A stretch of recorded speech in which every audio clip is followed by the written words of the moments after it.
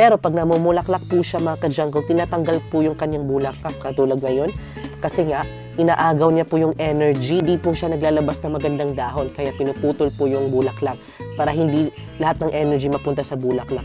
Kasi pag hindi siya putulin, hindi siya maglalabas ng magandang mga dahon. Yan, kung makikita nyo, pag natatamaan siya ng sunlight, nag-crystal ang kanyang gilid ng kanyang kaya tinawag siya na magnificum. Tinawag po siya na negra kasi dark form yung kanyang kulay, pero nagbibigay ito ng bulaklak. Ayan, as you can see, maganda po siya para po siyang saging, di ba? Pwede nyo i-collect kasi itong ating mga liquala grandis ay nagbibigay ng malalapad na dahon. Parang anahaw siya. Hello everyone! Hello mga ka-jungle! Gusto niyo bang mag-collect ng mga halaman na may malalapad ang dahon? So for today's video mga ka-jungle ay isi-share ko sa inyo ang 7 halaman na pwede niyong alagaan sa inyong mga tahanan na may malalapad at naglalabas ng malalaking dahon. Kaya naman, tutok lamang po sa ating episode for today. Hello everyone! Hello mga ka-jungle! For today's video of Knowing About Plants ay isi-share ko sa inyo ang mga halaman na nagbibigay ng malalapad na dahon na pwede niyong i-collect sa inyong mga indoor at sa inyong mga garden. Bibigyan ko kayo ng mga idea kung ano ang mga halaman na ito. Specifically, ito ay mga indoor plant. Kaya naman wag na natin patagalan ito, i-share ko na sa inyo. So ayan guys, ang top 7 na halaman na pwede niyong i-collect para may idea kayo sa inyong indoor plant o sa inyong garden. Pwede niyong i-collect kasi itong ating mga liquala grandis ay nagbibigay ng malalapad na dahon. Parang anahaw siya. Pero according to my research, hindi po siya anahaw ha. Ito po ay liquala grandis. Isa po siyang species ng mga palms. Yan. Malapad po ang mga dahon nito. At saka ang kinaganda dito, pwede niyong gawing paypay. Diba? Pag may initan kayo. Tapos tumataas ito ng ilang feet at nagbibigay ng magandang aesthetic at vibe sa ating garden. Dahil itong palm, meron lang siyang kamahalan kaunti kasi nabili ko to 600 pesos, maliit pa siya. Ngayon, kasi malaki na siya, siguro nagkakahalaga na to ng like 1,500 or 2,000. So depende po sa kanyang laki. Meron po nabibili sa mga marketplace, sa mga nurseries na ating mga liquala grandis. Ito naaalala ko to sa Lion King na palabas dahil 'di ba si Simba tumatago sa liquala grandis. Ayan. 'Di ba? So ito 'yon. So ang pang top 6 naman na nagbibigay ng malaking dahon at malapad. Pwede niyo i-collect ito sa inyong garden, itong nagbibigay ng malapad na dahon. Ito ang tinatawag na bird of paradise. So ito po ang species ng bird of paradise. Malalapad po ang kanyang dahon at nagbibigay ito ng bulaklak sa atin. Ang bulaklak po nito ay kulay pink or red. So, depende po. Hindi pa kasi siya namumulaklak ngayon, pero nagbibigay ito ng bulaklak. Ayan, as you can see, maganda po siya para po siyang saging, di ba? So, para siyang saging, pero bird of paradise ito. May mga bird of paradise naman ako dito, nakakaiba. Ito po yung bulaklak niya. Ayan. Ito ang mga common na bird of paradise. Malapad din yung mga dahon. Ayan. Napakaganda. So, gusto nila ito nasa outdoor. Kasi, yung ating mga bird of paradise, pwede naman din po siyang ipasok sa ating bahay. Kaso lang, hindi siya namumulaklak pag nasa ating loob ng bahay. Pero pag nasa outdoor, like this one, nakalagay siya dito, mas lumalaki po siya mga ka-jungle. Kaya man napakaganda mag-collect ng mga bird of paradise dahil parang nasa paraiso kayo ang inyong mga garden, di ba? Ang pang top 5 naman mga ka-jungle, ito, ipapakita ko sa inyo kasi para may idea din kayo. Kung gusto niyo mag-collect ng mga alocasia, ang i-collect ninyo yung malalapad na mga dahon kasi maganda siya, lalo na sa ating garden. Kung gusto nyo mag-collect ng mga alocasia na may malalapad na mga dahon, ito ang tinatawag na alocasia negra o microhizos na plumbea. Ayan, napakalaki. Lumalaki ito, lumalapad ang mga dahon. Ayan, tinanim ko kasi siya sa direct to soil kasi gusto ko mas lumaki pa siya. Tingnan naman. Maliit pa siya, di ba, nung una na tinanim natin, kung naaalala nyo yung updated kayo sa aking pagtatanim nito. Ayan, meron na siyang pa-unfurl na dahon. So, ang ating plumbea negra ay tinawag ko siya na negra kasi dark form yung kanyang kulay. Tapos, medyo rare type ng halaman na ito. Nilagay ko siya dito kasi ayaw niya ng sobrang init kasi masusunog yung kanyang dahon.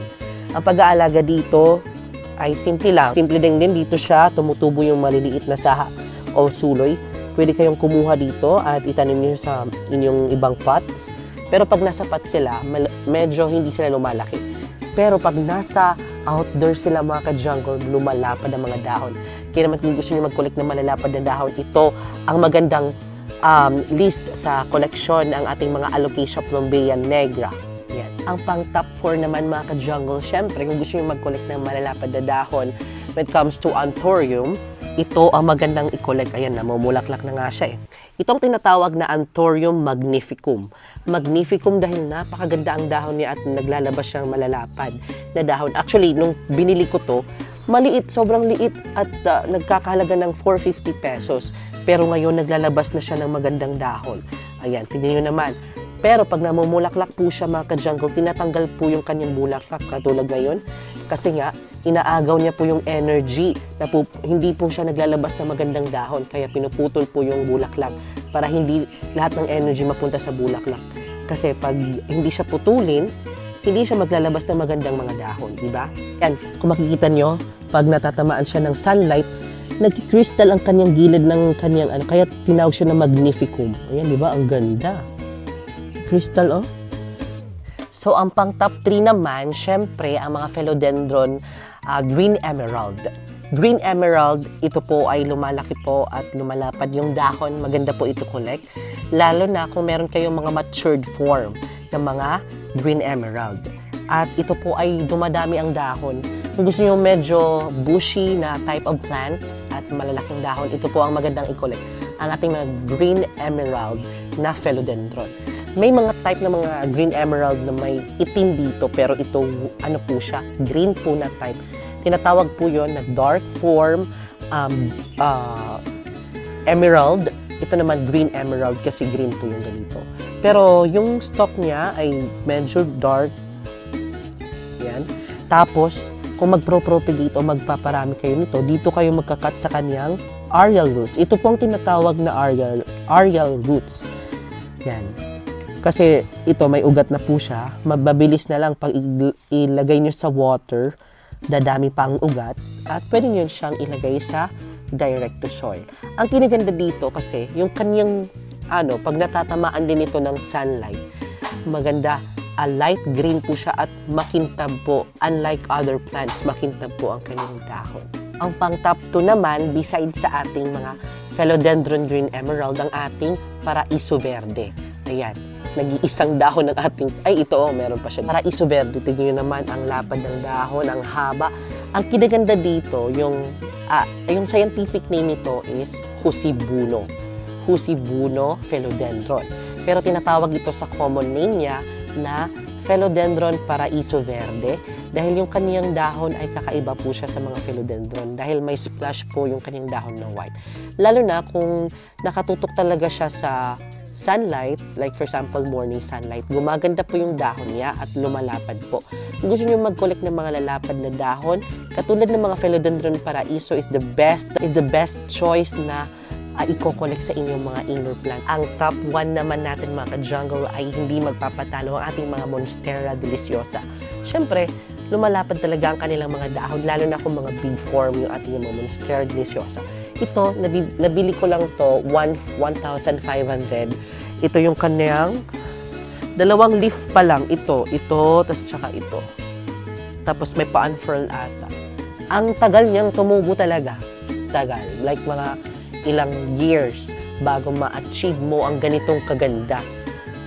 Pero, pag ma-achieve mo naman, worth it, diba? Ang ganda sobra. Ng kanyang butas, 1, 2, 3, 4, 5, 6, 7, 8, 9. Anong trip mo? Nagbilang. Charot.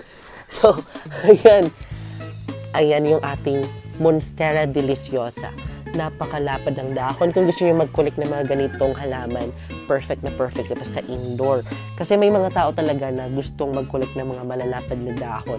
Iba naman yung mga miniature lang ng mga plants. Pero ako, I love big plants. Hindi lang pala 7. Pwede 8. Charot. Kasi ang dami kong plants, di ba, na malalapad ang dahon. Sige, share ko na din po ito. Ito ang tinatawag na Philodendron silum. Yung kanyang dahon malapad talaga. Kung mapapansin niyo yung mga ating sa mall, di ba, meron ito. Sa gilid ng malls, ang dami. Tapos, pwede ito sa outdoor. Kasi hindi po siya masisira. kahit nakatutok sunlight siya, hindi masisira talaga yung dahon niya. Yan, makapal, malapad ang mga dahon. Lumalaki po siya as in malaki kapag may big foliage. Mga ka-jungle, shinare ko sa inyo ang ideas ng mga has a big foliage na mga plants. I hope nagka-idea kayo kung ano ang mga ikokolik nyo in the near future kung gusto nyo maghalaman. Lalo na sa mga baguhan dyan na gusto maghalaman, lalo na kung magpipili kayo ng mga plants. Ano kaya ang magandang plants na ilalagay sa inyong garden? Kasi gusto natin, kapag malaki ang ating garden, yung space, di ba, pag maliit ang plants, hindi maganda kasi parang gusto natin ma-occupy yung space para sa mga plants na malalaki. Kaya naman, pumili tayo ng mga has a big foliage talaga ng mga plants.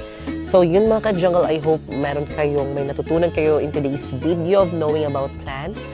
And don't forget to share this video para din makita din ng ating mga baguhan na nagtatanim ng mga indoor plants and outdoor plants. And I will see you next episode because more plant, less stress.